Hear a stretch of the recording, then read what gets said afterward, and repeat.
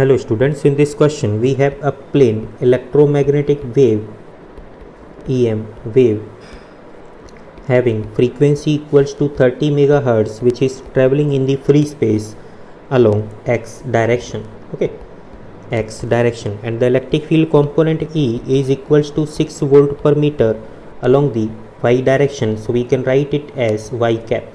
So we have to determine the magnetic field component. Okay, so we know that the speed of the light c, because the medium is here free space, that is vacuum, so c is equals to E divided by B. So we get magnitude of B as E divided by C. So E is 6 divided by C is 3 into 10